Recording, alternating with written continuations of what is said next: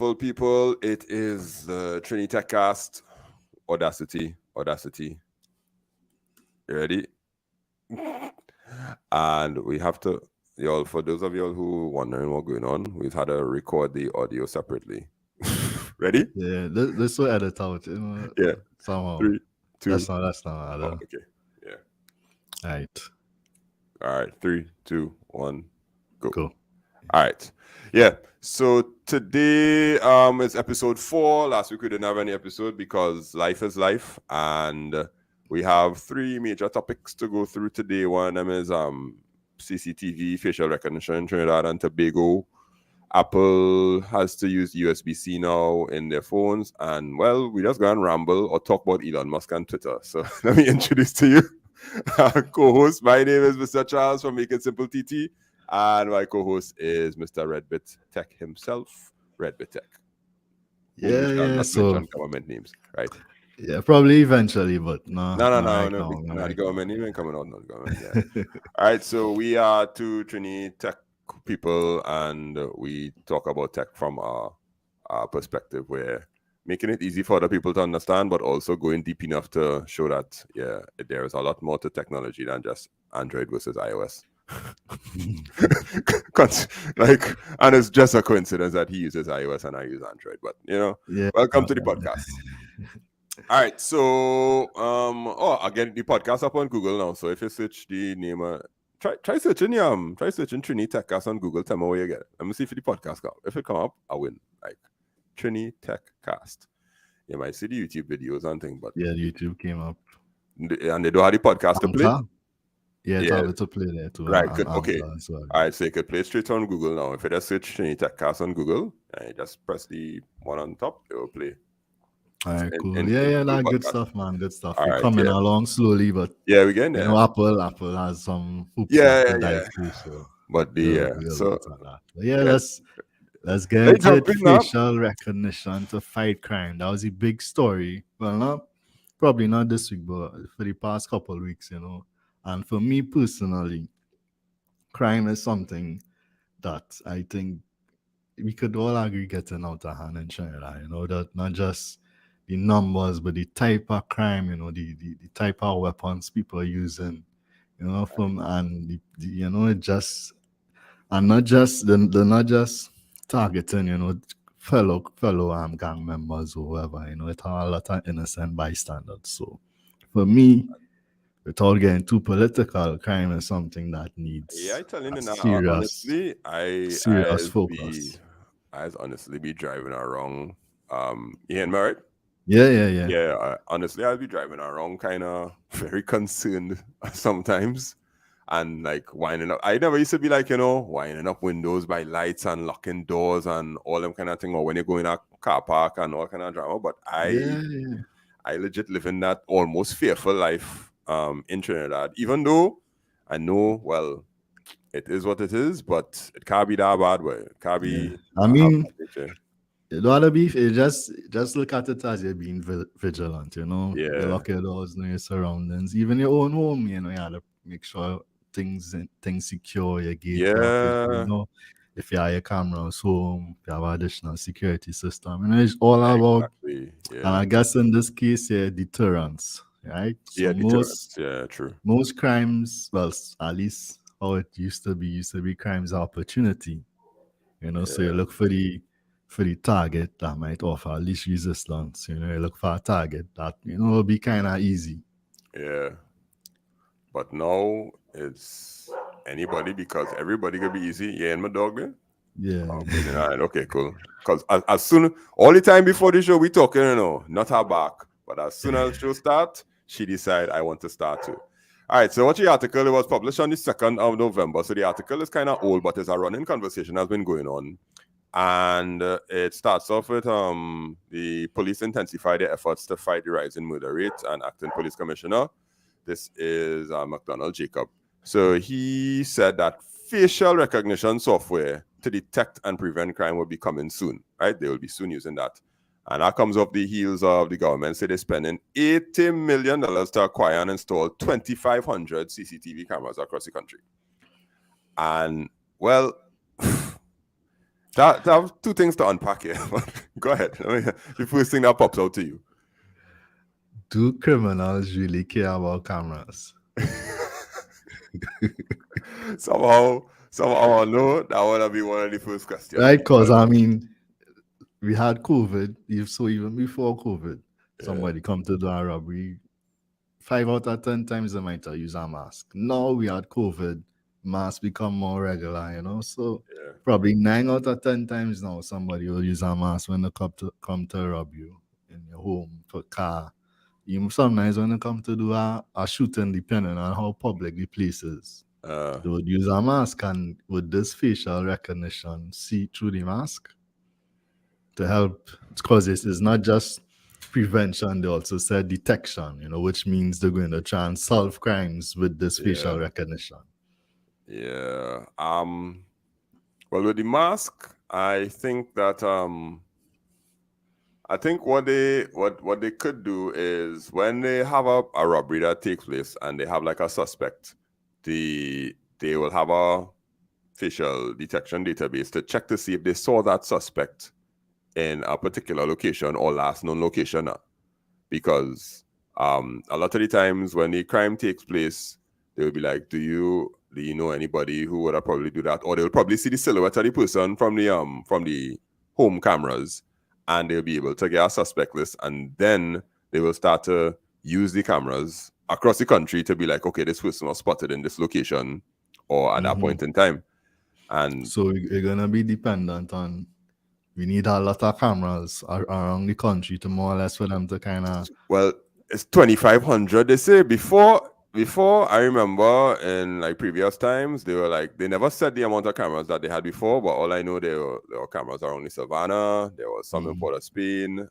They had these kind of, the kind of looping ones that look like a make an arch right here. And most of the streets in Port of Spain had those looping ones, especially in East Port of Spain, because that's kind of drive through those streets to get through traffic to get out easy now. Right, so you more or less need to capture them before they put on their mask, right? So you're probably gonna identify them by the clothes or the shoes or something. And if I was a criminal and this coming into play, all you need to do is change somewhere that nobody could see or whatever, no cameras. Change into your, I think let's call it your drill outfit. Change into your drill outfit, go and do your drill, come back, change and then wear a mask okay.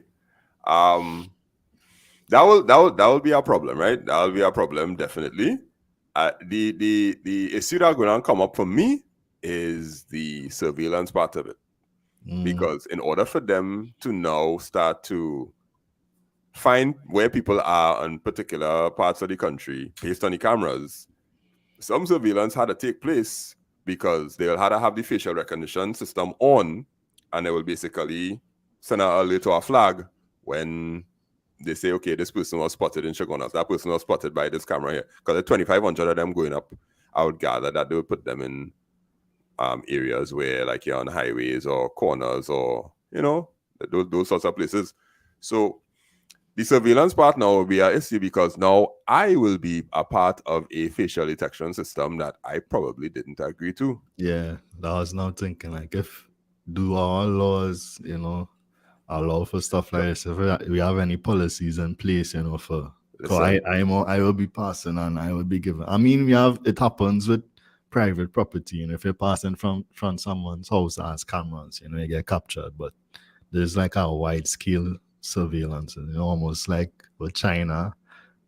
Exactly. Because I mean, between me and you, we live in a country that's not ideal, meaning we have corruption taking place and taking place within the police force. Yeah. So who's to say the surveillance wouldn't be used, for bad instead of good?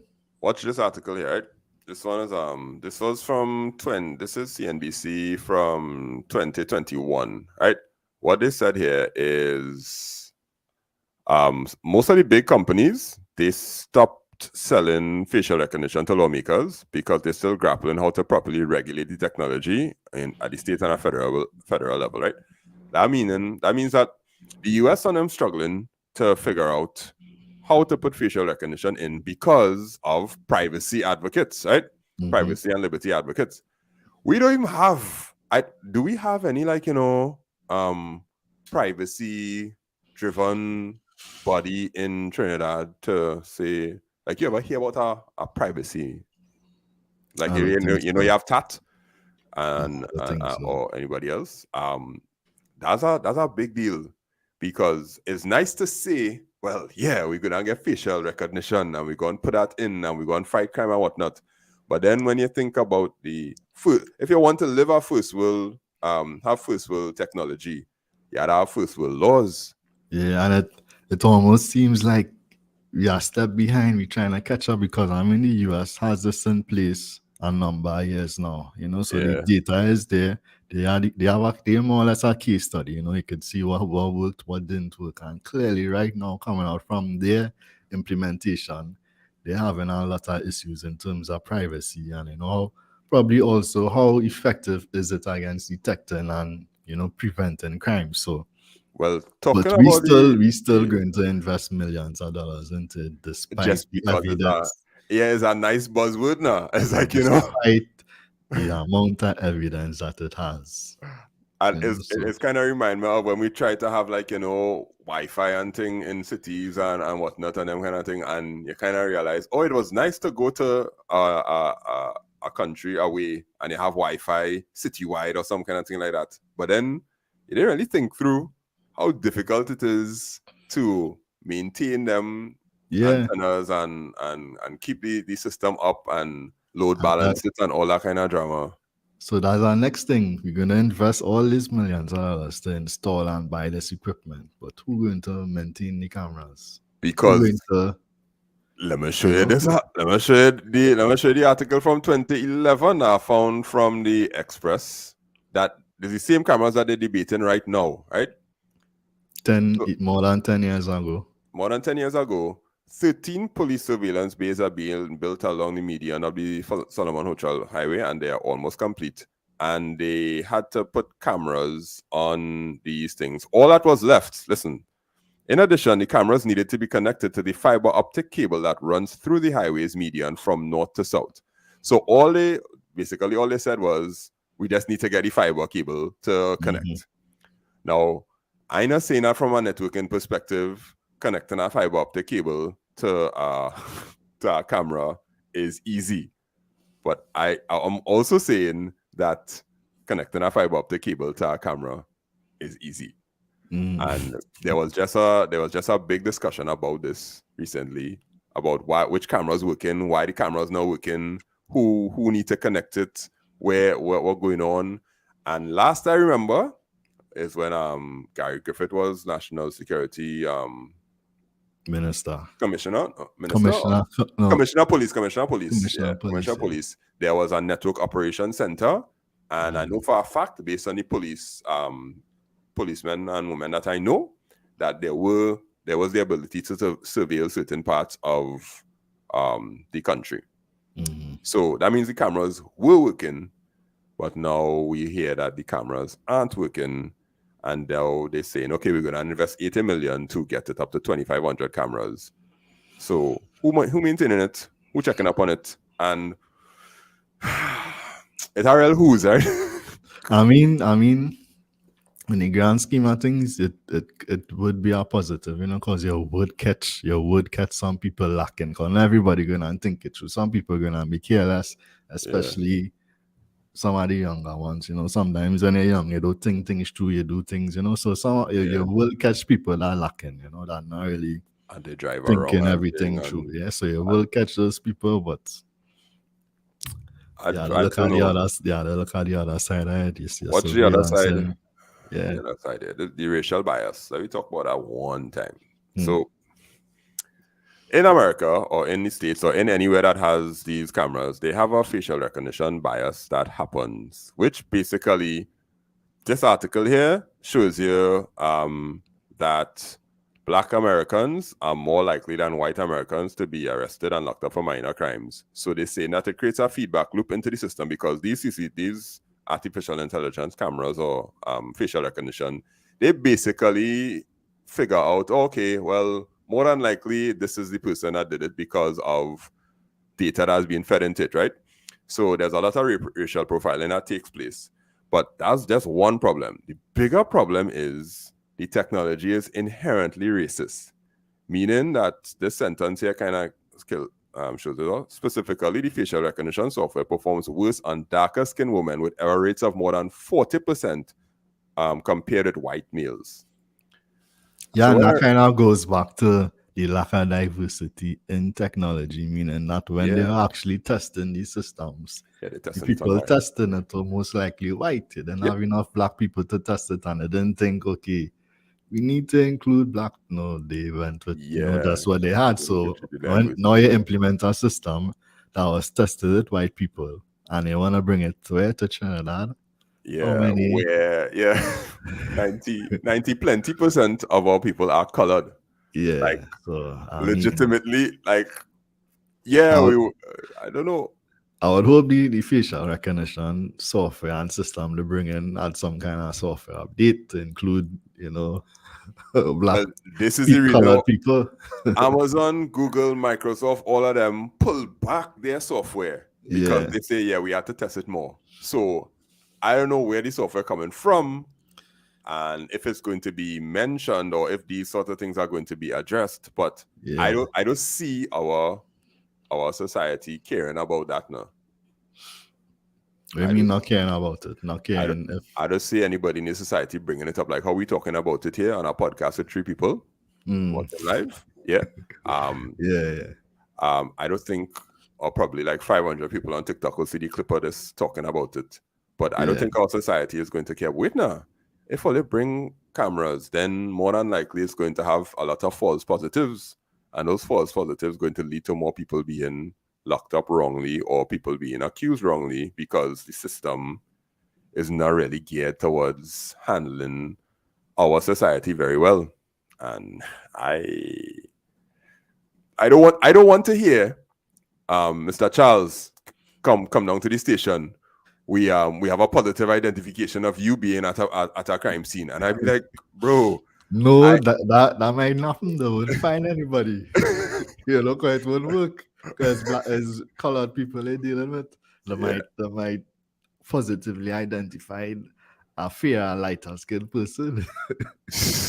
Well, they will positively identify a fair, light skinned person, but they will have a chance of finding a colored person. And if the colored person resembles me and my face in the database because of my ID card picture that I take with the ministry, then they might be like, this is a suspect because the AI told us this. And the AI don't lie because computers don't lie. Because that's the kind of view we have about computers in Trinidad. Like, well, that is what the computers say. And be like, no, this is not it's not I think we are extremes. Yeah, people at both extremes. People who don't trust it. And people who, and it all stems from not understanding it fully. People who don't trust it at all, and people who just trust it in 100%. And actually, the truth is kind of in between. It have a lot of factors that come into place to determine whether you trust something or not. Yeah, I'm very concerned about how this will pan out from a technical perspective, because when we throw buzzwords, it'd be nice and say, well, we're going to have artificial intelligence or machine learning, and the police is now equipped to do so and so and so and so and whatnot. And it'll be the same thing with the speed guns. That plenty of people who get charged for speeding, and then when they went to court, they asked them, so can we see the maintenance list, the maintenance log of these speed guns? Because they're supposed to have a particular error of a margin of error now. And if the maintenance log on the speed gun not updated if the firmware of the speed gun not updated every 3 months or something like that, then your ticket could get thrown out in court because the speed gun could have been wrong.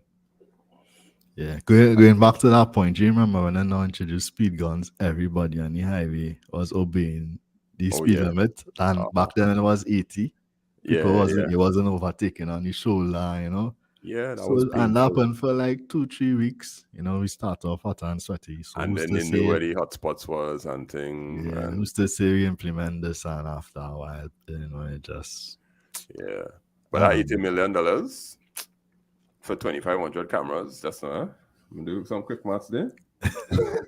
80 and 6 zeros, right? Divided by 2,500. That's $32,000 for one camera to go up. Mm, that is for 8K cameras. Wait, I Shannon. know the quality gonna be. It gonna get how fine you could actually. For 80p. $32,000 for one camera to go up. Okay, let you take out the infrastructure costs and the servers and all that kind of thing. Like you say, you're basically buying a $20,000 camera. I don't know. Yeah, I not feeling too good there. I not feeling too good there at all. But I don't know. I don't know how the maths in. I am not a part of the process. I just care about it. I just care about the technical aspect. So Yeah. anything else we miss out on this? That's it. Yeah. I had the original white paper of the thing, just in case, or they think that we just kind of like go on random websites. Yeah, so this link will be there'll be a link in the podcast notes that will show the original white paper with the research about the racial disparity, gender shades, intersectional accuracy disparities, and commercial gender classification for CCTV cameras and thing. Yeah, you could read through all that, right? That's what the smart people do, and then we kind of distill it down to people to understand. So, all right, way boy. That was a real heavy talk there. All right, next one. Moving on to the next story. The next story is Apple and USB-C. They have been forced is the word? Should we use the word forced? Urged. Urged, strongly urged. Yeah, strongly urged to adopt it. The weird thing about this Apple thing is that the release of how they have to do it, it was a guy, one of the chief engineers was doing an interview, like they didn't actually even have a press release about it. He was in a look the article here. Right? A senior vice president of world marketing, Greg Jousa, confirmed to Wall Street Journal reporter Joanna Stern that USB-C ports are coming. Governments get to do what they're going to do, and obviously we'll have to comply. We have no choice. So this is not an official press release from Apple. This is not an official statement saying, well, we're going to have USB-C from, I think the date that they have to do it by is fall 2024. Yeah. That's the date the EU set up. So the backstory is this, right? Tell them the backstory. Oh yeah, the backstory is that the EU, they more or less will lobbying Apple to implement USB-C over a period of time, because everyone else uses USB-C, Android, other devices, but Apple had their proprietary Lightning. And Right. after a while, they stopped actually providing it in the box. So the EU, the European Union, those European countries, they really strict and they really look out for their population in terms of these type of policies, and they have strong governing policies. So they more or less told Apple, hey, you need to comply and make chargers more accessible to other people, because not everybody would subscribe to a Lightning port. Most of the other devices, they use USB-C. So why Even you an need to be different? iPad and MacBook using USB-C too, right? To charge. Well, yes. I think one, like the 10.5-inch iPad still uses the USB 10. Yeah, I mean USB 10, the Lightning. Yeah. Oh, for real? Okay. The But iPad mini? not the mini, the Pro. regular. Not the Pro, the regular 10-inch still uses I the lost track of iPads long. Yeah. So yeah. And to kind of save their people on expense, because I mean you'll have USB-C for all the other devices, so why had to spend more money for Apple device to buy Lightning? So that was the whole thing. And so why they Apple told them, resisted? why did they resist? And because they're gonna cost them money. gonna cost them money to implement USB-C. You know, if you're using something all the time, right? You already have that down pack, you have the process, you have the materials, you have everything Yeah. down pack, the phone, the design, everything. They're gonna spend money to redesign, spend money to. They're probably going to have to include some of those chargers in the box because it's gonna be the first time they're offering it. So they're probably Yeah. gonna need to include it in the first version. So it's The gonna cost them money. No, here the funny thing, right? The other end of a lightning cable have a USB-C port. Like Yep. the charging brick, it has a USB-C port on it. Yeah. And when I was hearing the argument about creating e-waste and it will cause us to have to redefine our process and all kind of stuff, and I was like, so y'all decided to do it on an iPad without any urging or whatsoever, because why They USB-C? probably, I'm not sure, no, but I suspect it could give the iPad more power. At least, I'm not sure, but I'll probably, It could probably charge your iPad faster because yeah. the battery bigger. Well, yeah, I could see that. I could see that because once the battery passes a certain amount of milliamp hours, it could take longer to charge. And certain USB-C, well, the Thunderbolt version of the USB-C basically could send a lot more watts through if you put it on a 65-watt charger or something like that, Yeah. or higher watt charger. But the e-waste argument, yeah, that does stand up at all. At the end of the day, most of them companies is about money. You know, you make less chargers, you make more money, and they charge the same price. Yeah. That's facts. So they have a timeline to use it by the fall of 2024. So normally the iPhone is coming out in September of every year, right? Yeah. September. So they had 2 years. So next year, I can't see them changing to the USB-C by next year. Because they probably have the iPhone 15 already in the pipeline, sorted out and all that. But by 2024, they will have to have it in. Now, if the thing, when I put this video on TikTok, I think a lot of the people are like, nah, bro, they're going to MagSafe wireless charging. And I was like, why would you say that? Why would you think that? They're going to end up in more trouble because the EU problem, EU issue with them was that everyone else using USB-C. So we need you to do it as well. So if you go with MagSafe with some other type of interface other than USB-C, you're gonna end up in the same issue. The problem is they want everybody else. They want Apple to follow everybody else and use USB-C. So anytime you bring something new, you're gonna end up in the same. So if they get the wireless MagSafe charger, but it plugging into a USB-C cable, like a USB-C cable plugging into it, they're gonna include it in the box. Oh yeah, that's there. I cannot see them doing that. Because they're going to make more money from selling the chargers. Yes. After the problem is all of the third-party manufacturers who make the docking stations and all that stuff that have the lightning connectors attached them already. You could turn your phone into an alarm clock and put it on a docking station. Those people, what gonna happen to them? I mean, it's tough. There's a school of thought that says that limiting countries or limiting these companies to just one type of charging connectors kind of limits innovation, because let's say in the next 3, 4, 5 years we have to stick to USB-C. It kind of limits in terms of innovating and finding the next best. So like you say USB-D, E04, G. Right. Yeah. It kind of limiting in innovation in terms of pushing it and finding something better when it kind of restricted to using this USB-C for the next how much years. Honestly, I agree with that, because at a point in time, micro USB was supposed to be the standard, but that was the worst cable in the history of cabling. Micro USB cable, them two little clips there, you saw always get bent and the charger never holding in. So I could see the argument about limiting. I don't know, the EU don't play by. EU does.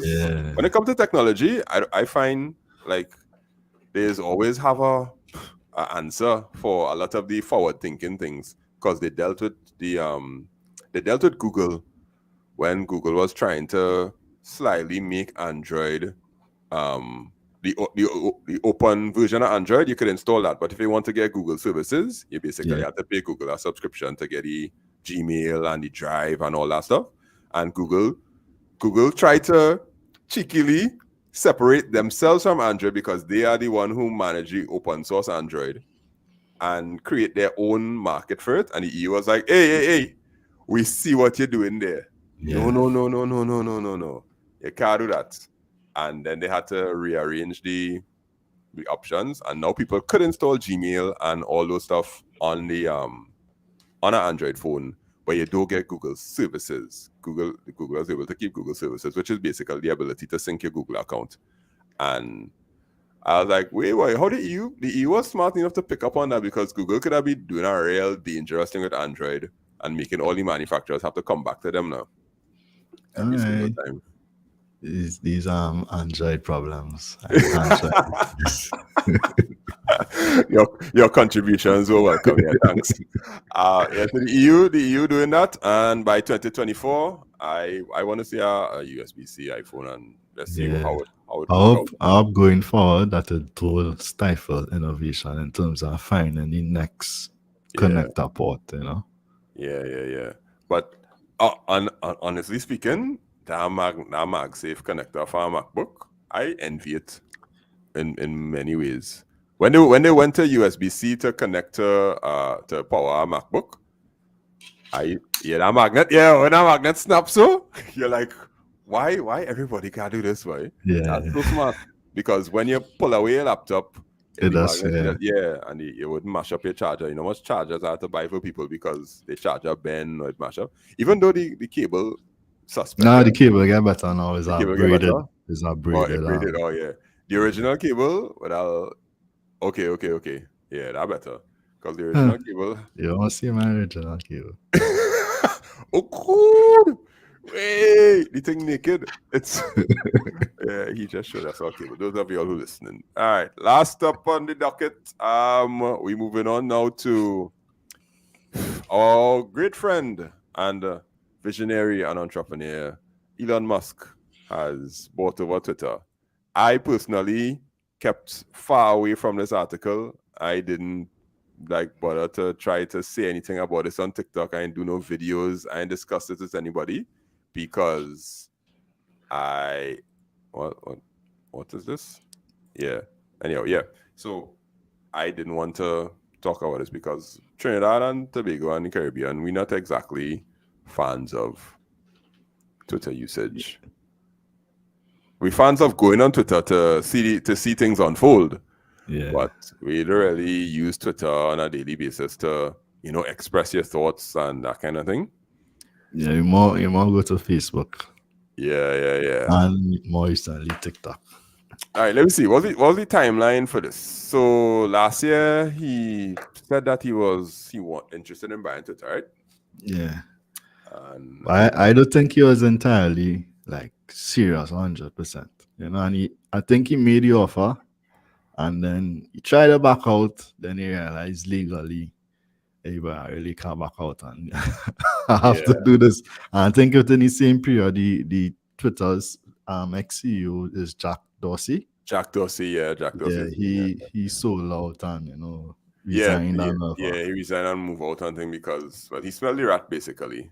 And so it led up to litigation. Elon Musk would get charged $1 billion, if he jump out of it. So he sourced the funding and eventually he ended up buying it for $44 million. And that price is way over market value.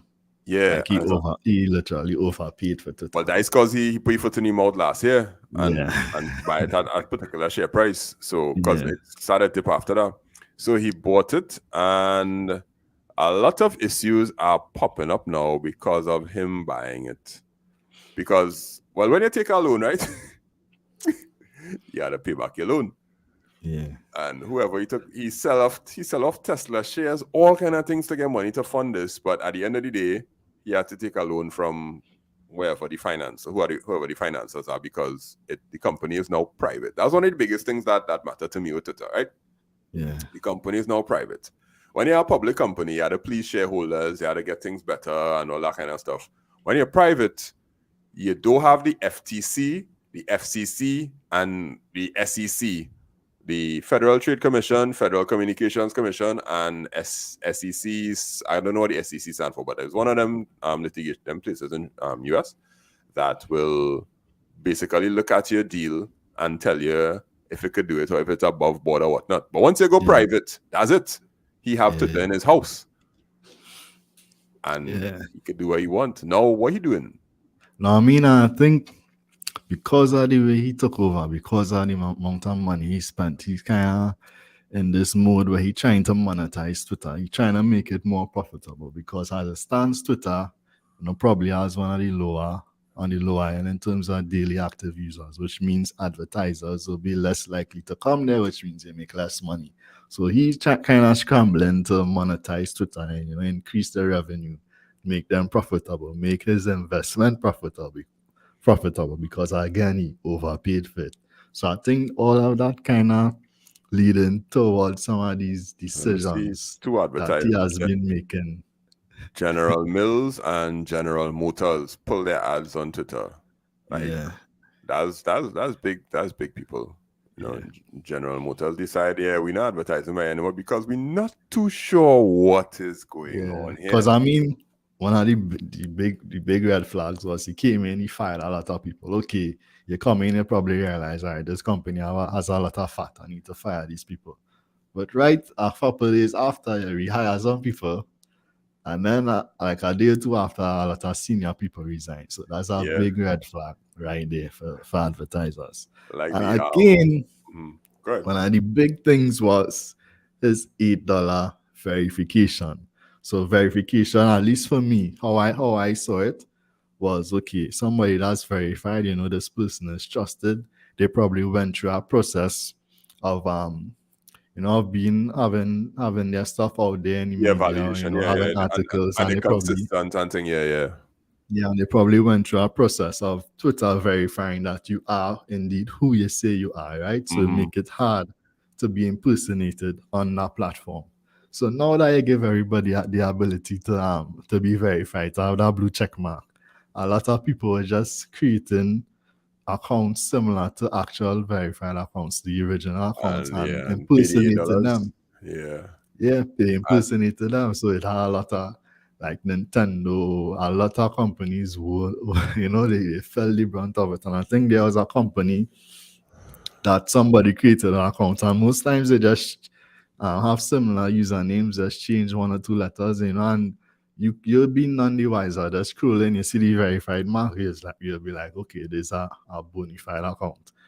Somebody tweets something that's probably contrary or the opposite of what the company would normally tweet, and the company literally lost billions of dollars because of that one tweet, because of that feature that Elon Musk implemented, which in the first place was supposed to fight against impersonation, but in fact it promoted impersonation. Let me see. Let me tell you the company. There was a company called Eli Lilly or something. So Eli Lilly tweeted out, "We are excited to announce insulin is free now," and that went viral. And insulin was not free. And then later on, they had the real account had to, "We apologize for those who have been served a misleading message from a fake Lilly account." And their stock price dropped sharply because of the fake tweet. And the fake account came back and apologized. For this other apology, and went back and said it's actually free. It was something similar to that. The fake account came and made a fake apology because of the time madness, boy. So there was this thing called Twitter Blue, right? Twitter Blue was $4 a month, and people used to pay for that to get no ads, and they used to get some sort of news feed or some kind. They could edit tweets. Right, they could edit tweets, and they used to get confirmed news or some kind of thing like that. So he killing off Twitter Blue and just turning it to $8 to be verified. Well, they also had those features as well. So together with those features, you got the verified check. Right. Oh, when you have Twitter Blue, okay. I think I see we named that Marcus Brownlee. He was explaining about Twitter Blue and why he liked it and all them kind of thing. So But in So his earlier this week, go ahead. yeah, Yeah. earlier this week he had this feature, and again a couple of days after the big backlash, he removed it. Imagine the So developers inside Twitter now. that was not gonna say. I Like, was gonna say, go ahead. imagine you sitting down working on the code, you push the code up to GitHub, and you're like, all right, good, commit. And you commit the code, and you're like, all right, change this how to go through all the servers, and then they get a call. Like, hey, boss man, say we shouldn't push that. We had to change the code, but you're like, what? Yeah.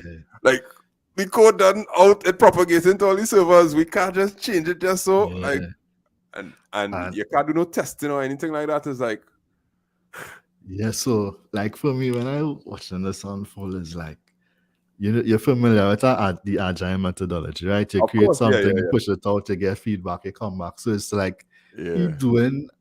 he implementing or he going through an agile phase for Twitter Yeah. in a product with a live app. In production, yeah. Yeah, so I mean, some like what you doing now, you roll out a feature, you get tested, they come back, you do that while you're testing, or you have a beta app, you treat Twitter like a beta like app. beta, yeah. Like You he understand? take So it it's private, like, turn it to beta, and say, all right, let me just yeah. experiment, throw things Yeah. at the wall and see what stick. Yeah, But, you roll out this $8, you gosh, a whole set yeah. come your way. I Boy, roll it back. And you say you go in and retweak it or whatever and bring it back some other time. You don't do that with a live app. You have like some other companies would probably have a small group of people, right? You're rolling it out in phases and see you get feedback. because that's all like WhatsApp does do. Cause like on WhatsApp beta, WhatsApp will send things in beta, and when you sign up for the beta, you could go and send back comments to them, and then everybody else get the feature if they decide I go work. Because that's how it goes. And in the middle of that too, in the middle of that, he basically talking through the whole process, and everybody just like, I think he's crazy. I think go hear what he say. He say, bankruptcy is not out of the question. how you go and take over the company and go on private? You're trying out all kind of weird things and realize it's not working, and then saying bankruptcy is not out of the question. Plus, he say, we're gonna try a lot of things. Some things mightn't work, but just be kind of well, all right. And clearly, he doing it, but it's not best practice to do that with your live system. And you do that in the background, get feedback, or you have a focus group. And they tell everybody that working from home, they had to come back to the office and work 40 hours a week. Like, bro. You're really doing the most, boy. He really doing. And I think it's in some of their contracts that they could work from home. So I don't know how you doing that one. But... Well, they left or they moving. But it probably have like a kind of shaker because plenty people getting laid off on Meta too. I think they laid off. Yeah, but at least Zuckerberg looking like a saint. For the first time, Markel, Zuckerberg looking like a boss. So I not go down, see much about it, but I do follow it. Well, I can't not follow it closely because in all the tech news as we going through on a weekly basis, it always has something inside about it. So I just had to be reading it and just had a laugh. Yes, just had a laugh because it's like then hurting me too much because my Twitter usage stopped since 2011. And I didn't really care too much, but I think Twitter is useful enough in the world that we need it still. Yeah. But I wouldn't like to see it. I wouldn't like to see it die like this now. If you had to die, if Zuckerberg was smart, bring you like to copy people. Bring out a IG text or something or Facebook text. But just just Twitter like features. On the Facebook app, I have For You page now, Yeah, now but like Twitter, like a Twitter clone, you like the clone.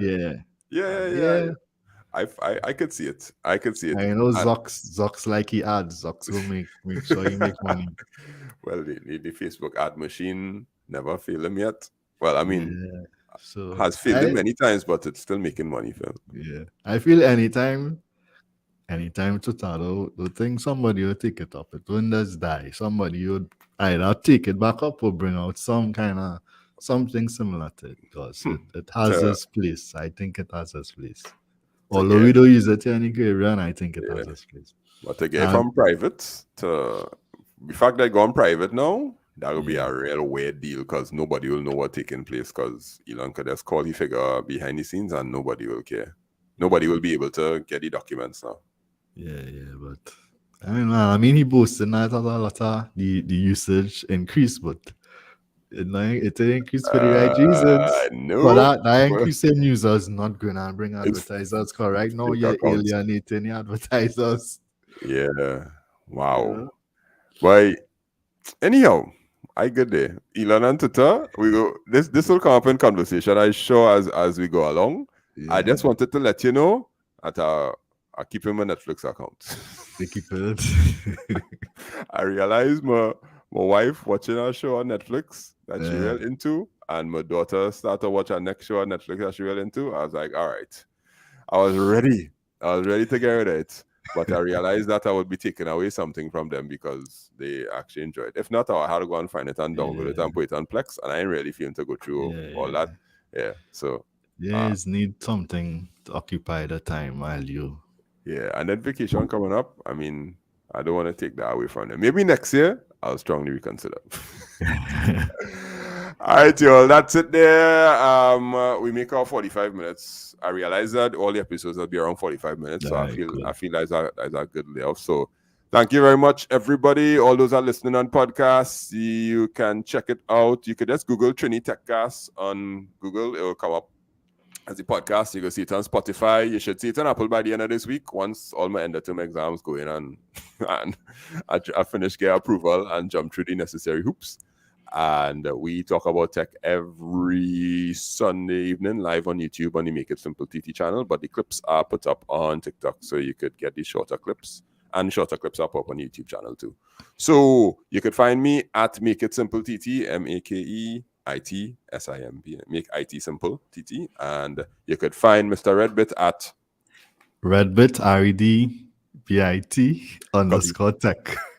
because he's a red man, right? Just like to put out Nah, there. Like that's not the reason why. long story short, this is unconfirmed, but he's a red man and he thought technology should be run by red men. All right, cool. That's it there. Well, have a good night. We'll see you next week for another edition of the podcast. All right, later. Outro.